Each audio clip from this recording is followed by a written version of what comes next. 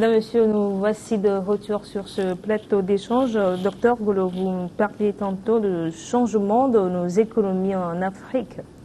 Oui, je parlais de la transformation structurelle des économies africaines. Le constat, c'est que les économies africaines sont caractérisées par un secteur agricole prépondérant, c'est-à-dire qui utilise la majorité de la main-d'œuvre. Mais cette agriculture-là, c'est une agriculture de subsistance. Et le fait remarquable aussi, c'est que cette agriculture n'arrive pas à subvenir ou bien à assurer la sécurité alimentaire, du moins en termes de production. On peut dire que non, avec la mondialisation, comme il y a un libre-échange, on peut faciliter les importations des produits alimentaires. Même là, si on importe, il faut assurer ce qu'on appelle l'accessibilité de ces aliments. Et l'accessibilité, il y a deux types. Il y a l'accessibilité physique, parce qu'il existe toujours des zones rurales désenclavées. Il n'y a pas de route, il n'y a pas d'infrastructure pour que les aliments importés puissent être accessibles à ces populations dans ces zones rurales.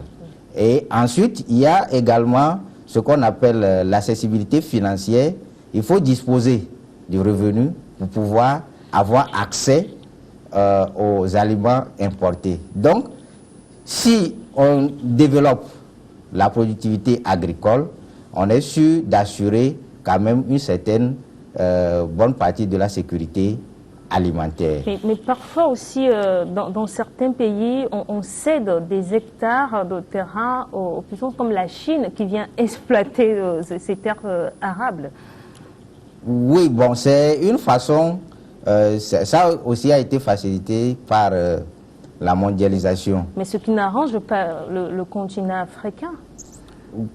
Ça n'arrange pas, mais on peut l'exploiter pour pouvoir tirer profit de ces exploitations.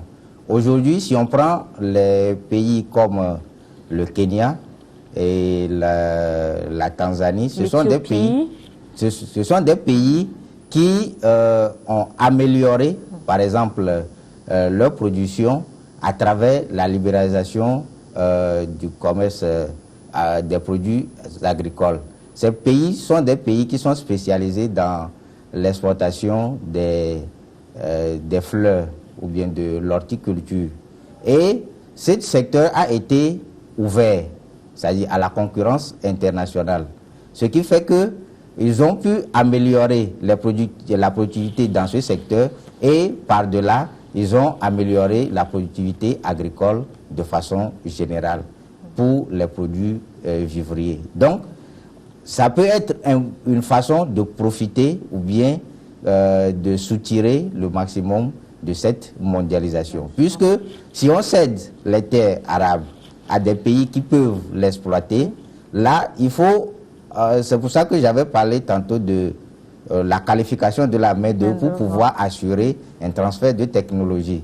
Donc, on peut profiter de l'exploitation des pays étrangers pour pouvoir bénéficier du transfert de technologie, du savoir-faire pour pouvoir améliorer notre productivité. La guerre civile est quasiment permanente dans certains États tels que la République démocratique du Congo, le Soudan du Sud. Est-ce que l'instabilité politique peut aussi entraver le processus de mondialisation en Afrique? Oui. Un des éléments importants pour pouvoir s'insérer dans ce processus de mondialisation, c'est d'arriver à produire suffisamment. Et produire suffisamment suppose que on investit. Et l'investissement, c'est soit sur le plan national ou bien sur le plan international. C'est-à-dire l'investissement peut provenir des nationaux ou bien ça peut provenir de l'extérieur. Et dans les deux cas, on a besoin d'une certaine sécurité pour ces investissements.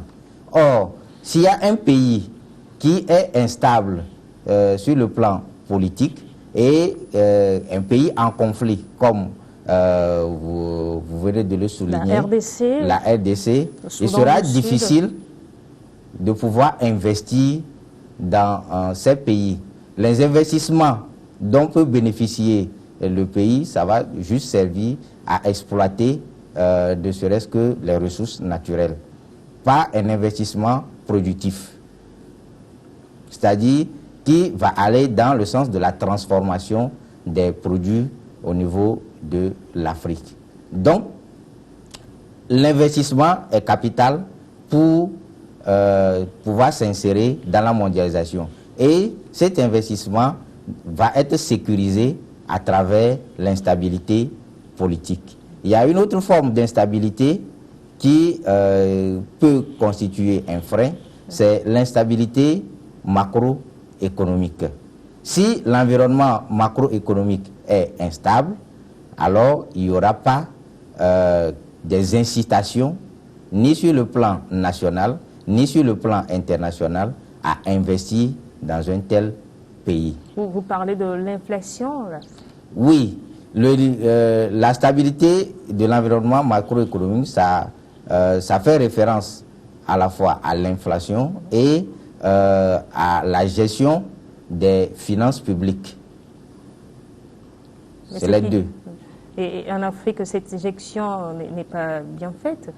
Généralement, cette gestion, on la lie à la question de la gouvernance. Et quand on voit tous les indicateurs, il y a une multitude d'indicateurs sur la gouvernance, on voit que les pays africains ne sont pas bien lotis dans le classement au niveau de la gouvernance. Ça veut dire que la gouvernance, cette gouvernance impacte l'environnement macroéconomique qui ne reflète pas une belle image vers l'extérieur pour pouvoir attirer les investissements.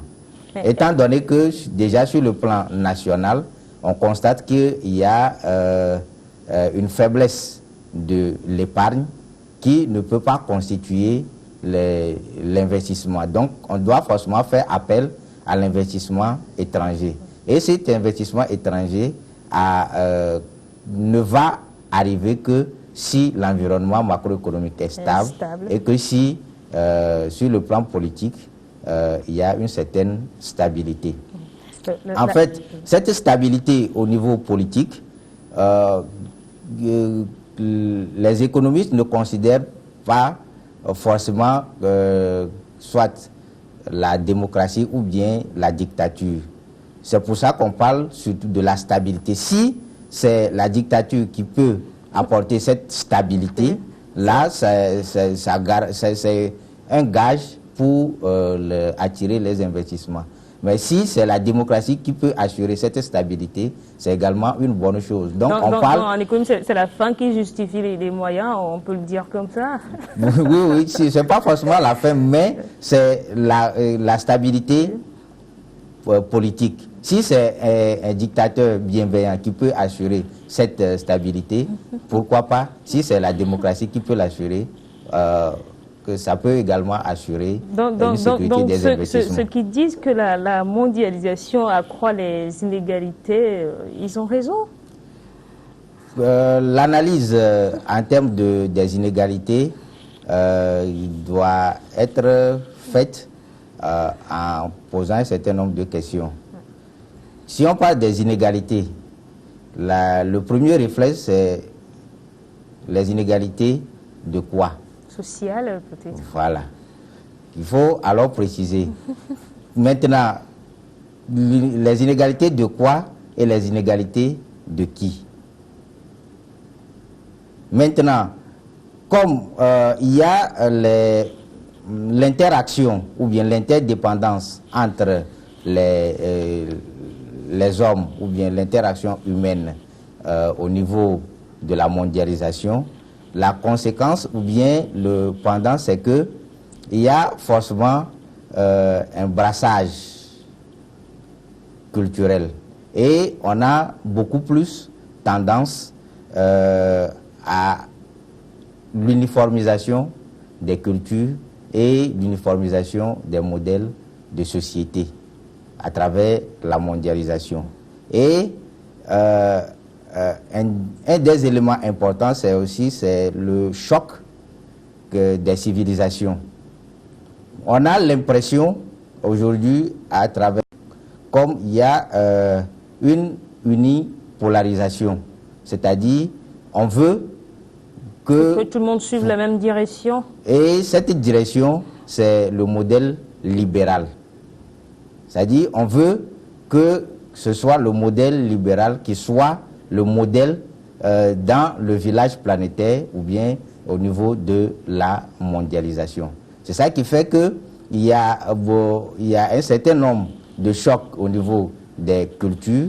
Donc, lorsqu'il y a interaction ou bien interdépendance entre les cultures, il va forcément avoir des difficultés parce que c'est, comme je l'ai dit, il y a une forme de dominance d'un modèle par rapport aux autres modèles. La mondialisation n'est pas en train